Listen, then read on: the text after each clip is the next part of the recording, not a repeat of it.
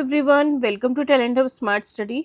तो last lecture में हमने कवर किया था मौर्यन एम्पायर। ठीक है, अब हम आते हैं पोस्ट मौर्यन पीरियड पे। ठीक है, हम किस पे आते हैं? पोस्ट मौर्यन पीरियड पे। ठीक है, तो मौर्यन एम्पायर के डिक्लाइन के बाद शुरुआत हुई किसकी? पोस्ट मौर्यन पीरियड की, इंडियन एंशिएंट हिस्ट्री में या फिर इंडियन हिस्ट्री में कह लो। ठीक है, अब अशोका की डेथ के बाद क्या हुआ था? मैंने आपको बताया था जो मौर्यन एम्पायर था वो क्या हुआ? वो कमजोर पड़ने लग गया। ठीक है, वीक पड़ने लग गया।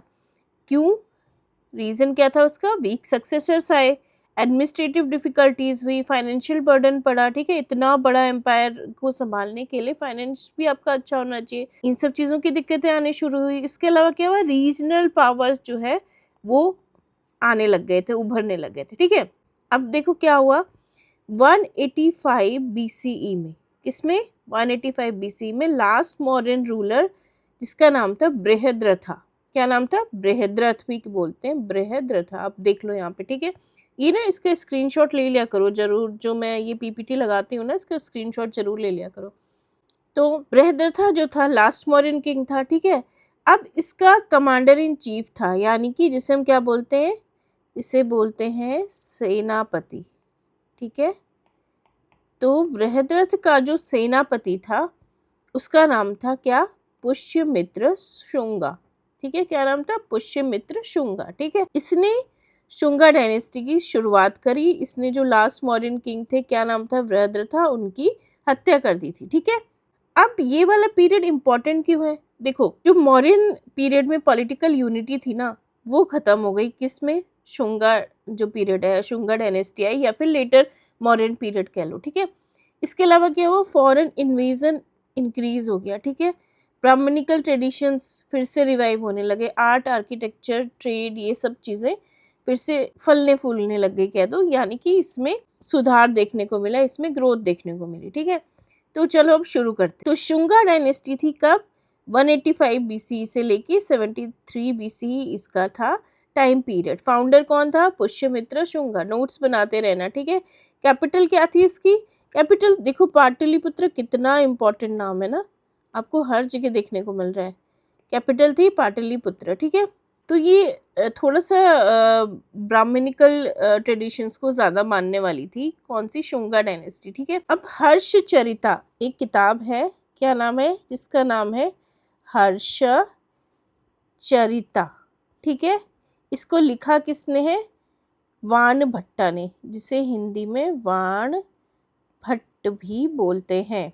वाण भट्टा ने क्या लिखा? हर्षचरिता। ये किताब से क्वेश्चंस बहुत सारे आते हैं। ठीक है, तो उन्होंने मेंशन किया है कि जो पुष्यमित्र है उन्होंने बृहद्रथ को एक मिलिट्री परेड के टाइम पे मार दिया था और उसके बाद उनकी गद्दी पे बैठ गया था। कौन बैठ गया था? पुष्यमित्र शुंगा। ठीक है, अब देखो, आपको जो शुंगा हिस्ट्री है ना उसके बारे में एक और जगह से पता चलता है। ये पता चलता है मालविकाग्निमित्रम, जिसे लिखा है किसने? कालिदास ने। तो इसमें इंफॉर्मेशन किसके बारे में मिलती है? अग्निमित्रा के बारे में। अग्निमित्रा कौन था? ये पुष्यमित्र शुंग का बेटा था। ठीक है, और कहाँ से आपको शुंगा डायनेस्टी के बारे में मिलता है? लिटरेरी सोर्सेज कौन सा? पहला तो आपको ये मिल गया मालविका अग्निमित्रम। दूसरा मैंने आपको क्या बताया था? हर्षचरिता, जो लिखा था किसने? वाण भट्ट ने। ठीक है, इसने पुष्यमित्र के राइज के बारे में लिखा हुआ। मालविका अग्निमित्रम है, उसमें अग्निमित्रा के बारे में लिखा हुआ है। ठीक है, इसके अलावा कुछ पुराण से भी आपको इस शुंगा रूलर्स के बारे में पता चलता है। ठीक है, इसके अलावा आपको पता चलता है कहाँ से? दिव्यावदना। दिव्यावदना, जो दिव्य वदना है, इसमें बुद्धिस्ट ट्रेडिशंस लिखे हुए हैं। ठीक है, पुष्यमित्रा के रिगार्डिंग। ठीक है, अब देखो, पुष्यमित्र शुंगा ने क्या किया था? इसने ब्राह्मणिज्म का रिवाइवल किया था। सबसे इंपॉर्टेंट चीज क्या करी थी कि देखो, वैदिक पीरियड के बाद फिर उसके बाद आपको बुद्धिज्म देखने को मिला था ना, लेकिन पुष्यमित्र शुंगा ने फिर से क्या किया था? ब्राह्मणिज्म को रिवाइव करने का काम किया था। ठीक है, क्या देखने को मिलेगा आपको? जो वैदिक रिचुअल्स हैं वो आपको फिर से देखने को मिल जाएंगे। इसके अलावा क्या? सैक्रिफिशियल सेरेमनीज देखने को मिल जाएंगी। ठीक है, सैक्रिफिशियल सेरेमनीज आपको देखने को मिल जाएंगी। इसके अलावा क्या? अश्वमेध यज्ञ देखने को मिल जाएगा। ठीक है, पुष्यमित्र शुंग को चैंपियन ऑफ ब्राह्मणिकल रिवाइवल भी बोला जाता है। किसे बोला जाता है?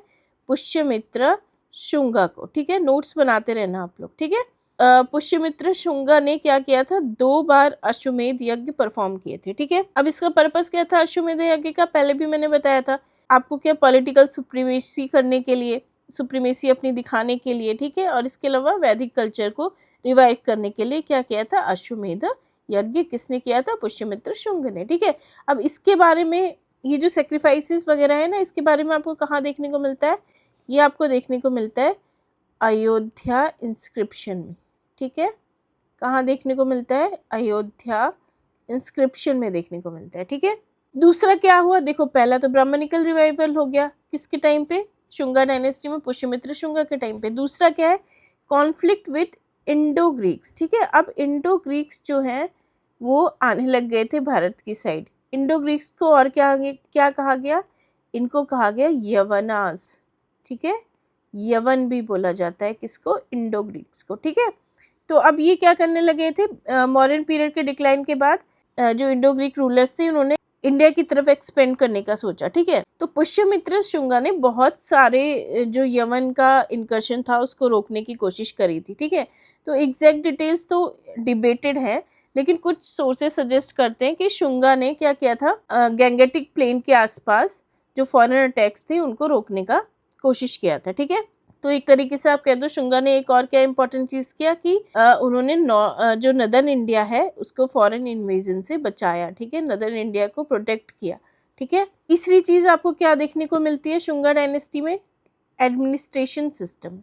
अब देखो जो शुंगा डायनेस्टी थी उन्होंने मोस्टली किसको फॉलो किया था, मॉडर्न एडमिनिस्ट्रेशन स्ट्रक्चर को फॉलो किया था। ठीक है, इसमें क्या थी, मोनार्कियल गवर्नमेंट आपको देखने को मिलेगी। इसके अलावा क्या था, प्रोविंसेस आपको देखने को मिले, और जो प्रोविंसेस थे उसको किसने गवर्न किया था, एडमिनिस्टर किसने किया था, गवर्नर्स ने। ठीक है, ऐसे ही मॉडर्न पीरियड में भी होता था। इसके अलावा आपको स्ट्रॉन्ग मिलिट्री ऑर्गेनाइजेशन देखने को मिलेगी। इसके अलावा आपको लोकल एडमिनिस्ट्रेशन देखने को मिलेगा। ठीक है, और लेकिन जो सुप्रीम अथॉरिटी था वो कौन था, किंग था। ठीक है, रिलीजन मैंने आपको बता दें, ब्राह्मणिज्म को क्या किया इन्होंने, प्रमोट किया। ठीक है, और इसके अलावा बुद्धिज्म भी जो है वो फ्लरिश हुआ था। ठीक है, आपको स्तूपास देखने को मिल रहे हैं। ठीक है, ये देखो सांची का स्तूपा जो है वो एक्सपेंड हुआ था कब, शुंगा पीरियड में। अब देखो पुष्यमित्र शुंगा के बाद फिर उनका जो बेटा था, क्या नाम था उसका, अग्निमित्र, वो गद्दी पे बैठा। ठीक है, तो अग्निमित्र जो है उसका टाइम पीरियड क्या था, 149 से लेके 141 बीसी तक। ठीक है, इससे अब देखो किंग बनने से पहले ये क्या था, ये विदिशा का गवर्नर था। कौन था, अग्निमित्र। ठीक है, और कालिदास ने जो प्ले लिखा था, जो नाटक लिखा था, जिसका नाम था क्या, मालविका अग्निमित्रम, उसका मेन कैरेक्टर यही था। कौन था, अग्निमित्र। ठीक है, तो इन्होंने अपनी जो फादर की पॉलिसीज थी उनको आगे कंटिन्यू किया था। अब आपसे इसमें ऐसे क्वेश्चन आ सकता है कि कौन था हीरो मालविका अग्निमित्रम का, तो आप आंसर दे सकते हो। ठीक है, देखो जो शुंगा डायनेस्टी है ना वो एक चीज के लिए और फेमस है, वो क्या है, बुद्धिस्ट आर्ट और स्टोन स्कल्पचर के लिए। ठीक है, तो इस टाइम पे आर्ट और आर्किटेक्चर बहुत भरा फूला था, मैंने आपको बताया था, बहुत ग्रो किया था। तो दो जो इम्पोर्टेंट बुद्धिस्ट मॉन्यूमेंट है, जिसमें पहला है सांची का स्तूपा और दूसरा एक भरूच का स्तूपा। ठीक है, तो ये दोनों को एक्सपेंड किया गया था, डेकोरेट किया गया था और अच्छा बनाया। तो इसीलिए जो मॉडर्न हिस्टोरियंस है वो मानते हैं कि बुद्धिज्म इस टाइम पे भी काफ़ी ज़्यादा फ्लरिश हुआ था। ठीक है, इस टाइम पे शुंगा डायनेस्टी में। ठीक है, लेकिन कोई ऐसा स्ट्रॉन्ग एविडेंस नहीं मिला है कि जो शुंगा थे उन्होंने बुद्धिज्म को अपनाया था या फिर बहुत ज़्यादा उस पर बिलीव करते थे, इसका कोई स्ट्रॉन्ग एविडेंस नहीं मिला हुआ है। ठीक है, अब देखो जो बहरूद का जो स्तूपा है, जो स्तूप है, वहाँ पे क्या किया जो शुंगा पीरियड में, इसमें काफ़ी ज़्यादा आपको स्टोन के आर्ट्स देखने को मिलेंगे। आप देख रहे हो ना पत्थर पे कितना बढ़िया आर्ट किया हुआ है। ठीक है, तो आपको क्या स्टोन रेलिंग्स देखने को मिल रही हैं। ठीक है, स्टोन रेलिंग्स देखने को मिलेंगी। इसके अलावा नैरेटिव कार्विंग्स मिलेंगी। नैरेटिव मतलब आपको देखो कोई एक कहानी सी चल रही होती है और इसी के बेसिस पे यहाँ पे चित्र बने होते हैं। ठीक है, कार्विंग्स होती हैं। इसके अलावा जातका स्टोरी जो बुद्धा के बर्थ से रिलेटेड है ना, प्रीवियस बर्थ से, प्रीवियस लाइफ से रिलेटेड जातका स्टोरी से बेस्ड आपको यहाँ पे आपको आर्ट देखने को मिलेगा। ठीक, और इसके अलावा कॉमन लाइफ का डिपिक्शन भी देखने को मिलता है इसमें। ठीक है, तो एक तरीके से अर्लीस्ट एग्जाम्पल है किसका, इंडियन नैरेटिव स्कल्पचर का। ठीक है, अब देखो सांची का स्तूपा भी उस टाइम पे एक्सपेंड हुआ, उसको भी सुंदर बनाया गया। ओरिजिनली बनाया किसने था, किस टाइम पे बना था, ये बना था अशोका के पीरियड में। ठीक है, लेकिन शुंगा के पीरियड में क्या हुआ, इसको थोड़ा सा बड़ा किया गया। इसके जो ये डेकोरेटिव आपको गेट्स दिख रहे हैं ना, ये डेकोरेटिव गेटवेज, ये सब शुंगा पीरियड में आया, ठीक है। इसके अलावा क्या हुआ, रेलिंग्स बनाई गई, ये देखो आपको रेलिंग्स दिख रही हैं। और क्या क्या हुआ कि पहले वुड का यूज़ किया गया था, तो इन्होंने क्या किया, शुंगा आर्ट में आपको देखने को मिलता है कि वुड की जगह इसका यूज़ किया गया, स्टोन का यूज़ किया गया, पत्थर का यूज़ किया गया, ठीक है। डिटेल्ड कार्विंग आपको देखने को मिल रही है, ये देखो इतने छोटे से एरिया में कितनी डिटेल्ड कार्विंग की गई हुई है, ठीक है। इसके अलावा क्या देखने को मिलता है, फॉक जो आर्टिस्ट हैं उनका इन्फ्लुएंस आपको देखने को मिलेगा, रिलीजियस थीम्स देखने को मिलेंगी, ठीक है। तो अब हम देखते हैं कि जो शुंगा डायनेस्टी है वो डिक्लाइन कैसे हुई।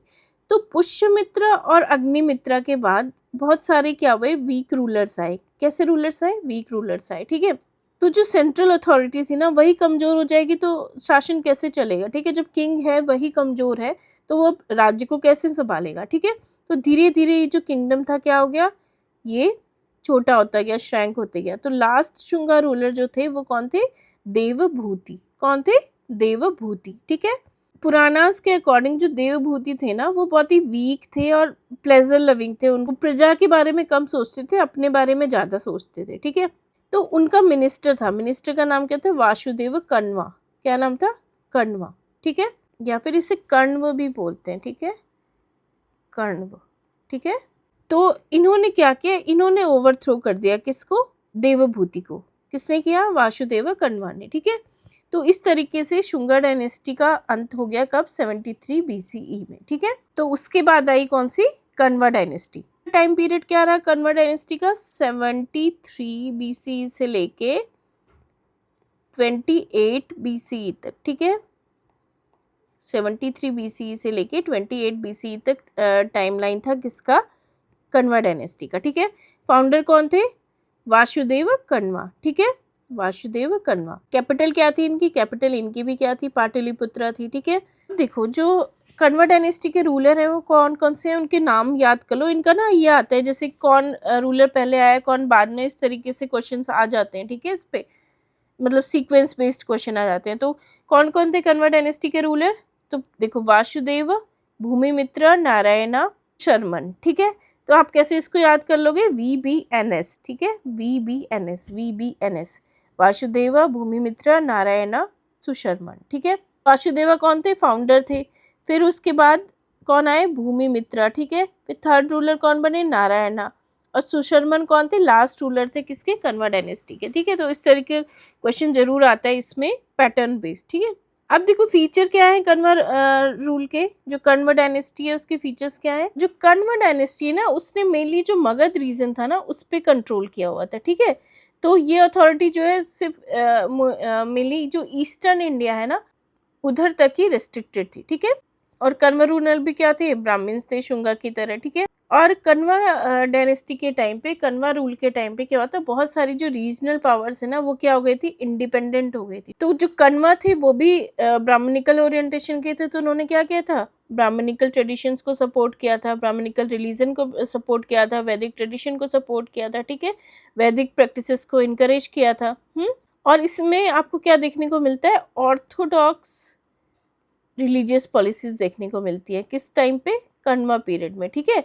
तो ये डायनेस्टी देखो सिर्फ 45 साल तक चली थी, ठीक है, बहुत छोटा ड्यूरेशन था इसका कण्वा डायनेस्टी का, ठीक है। तो इससे ये पता चलता है कि जो पोस्ट मॉडर्न पीरियड है ना उसमें इंस्टेबिलिटी बहुत थी। देखो शुंगा डायनेस्टी भी ज़्यादा टाइम नहीं चली, उसके बाद कण्वा डायनेस्टी आई वो भी ज़्यादा टाइम नहीं मिली, ठीक है। तो एडमिनिस्ट्रेशन इनका मौर्यन के सिमिलर था लेकिन क्या था, कमजोर था, ठीक है। तो लास्ट रूलर कौन था कण्वा डायनेस्टी का, सुशर्मन, ठीक है। तो पुरानी ट्रेडिशंस के अकॉर्डिंग उसे किसने डिफीट किया था, सिमुका ने, ठीक है। सिमुका कौन था, फाउंडर था सतवाहना डायनेस्टी का, किसका, सतवाहना डायनेस्टी का था सिमुका, ठीक है। तो 28 BC के अराउंड कण्वा डायनेस्टी का एंड हो गया। तो देखो हिस्टोरिकल इम्पोर्टेंस क्या है शुंगा और कण्वा डायनेस्टी का, तो इन्होंने मगध को प्रिजर्व करके रखा मौर्यंस के जाने के बाद, ठीक है। तो मगध एक तरीके से बचाया। उसके अलावा क्या, कंप्लीटली जो पॉलिटिकल कोलैप्स था उसको होने से बचाया इन्होंने। फिर रिवाइवल किया किसका, ब्राह्मणिकल ट्रेडिशंस का, तो ये एक इनका रोल रहा है। और बुद्धिज्म और जैनिज्म का कंटिन्यूएशन भी रखा किसने, कण्वा और शुंगा डायनेस्टी ने, ठीक है। फिर अर्ली इंडियन स्कल्पचर जो आपको देखने को मिलते हैं वो इनके टाइम से शुरू होते हैं, ठीक है, ये देखने को मिलते हैं आपको। इसके अलावा क्या किया इन्होंने, सांची और बहरूद का जो स्तूपास थे उसको एक्सपेंशन का काम किया, ठीक है, उसे अच्छा बनाने का काम किया, एक्सपेंड किया। फिर इंडो ग्रीक जो एक्सपेंशन हो रहा था, ठीक है, जो यवन जो भारत में आए थे उनको रेसिस्ट किया, उनको आगे बढ़ने से रोका, ठीक है। तो ये सारी चीज़ें हैं। तो इसमें जो आपके प्रीलिम से रिलेटेड जो क्वेश्चन आएंगे वो क्या आएंगे, फाउंडर कौन था शुंगा डायनेस्टी का, पुष्यमित्र शुंगा, ठीक है। फिर लास्ट मौर्यन रूलर कौन था, बृहद्र था। कैपिटल क्या थी शुंगा की, पाटलिपुत्र हो गई। हीरो कौन था मालविका अग्निमित्रम का, कौन था, अग्निमित्रा। लास्ट शुंगा रूलर कौन था, देवभूति, ठीक है। फाउंडर कौन था कण्व डायनेस्टी का, वासुदेव कण्वा। लास्ट कण्वा रूलर कौन था, सुशर्मन, ठीक है।